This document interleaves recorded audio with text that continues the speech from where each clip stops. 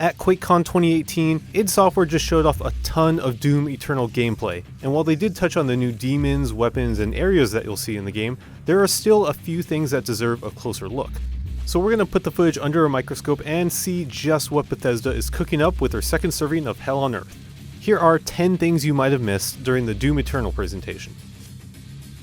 Some of the weapons from Doom 2016 have returned, but they feature some subtle changes that you might have missed.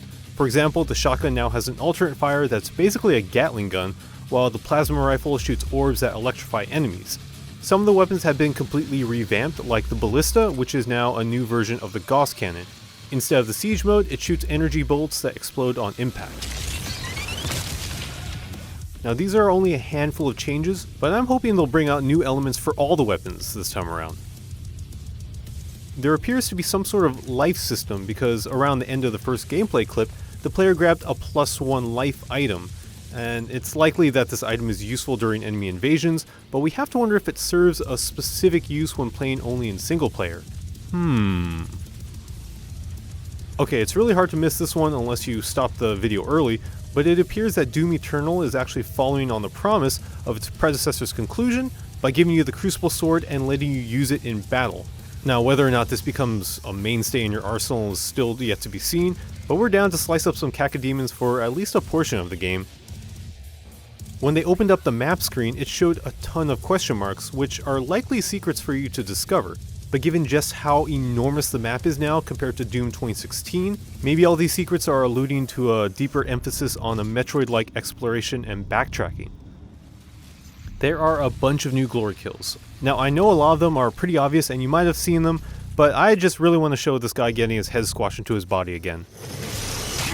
Ooh! It looks like the BFG is back, and it's a lot bigger than I remembered.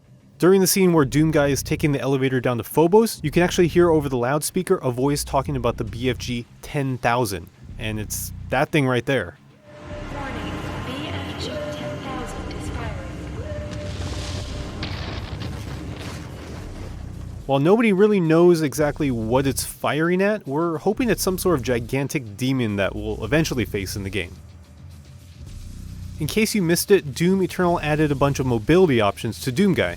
For one, he has 2 dashes that he can use, as shown by the indicator right here on the UI, but what you might have missed is that there are also poles that you'll be able to swing on, and also walls that you'll be able to climb. Also, the grappling hook that they use all throughout the demo can be used to cover ground really quickly. Doom 2016 was all about moving forward and having that momentum, and Doom Eternal looks like it's going to take that even further.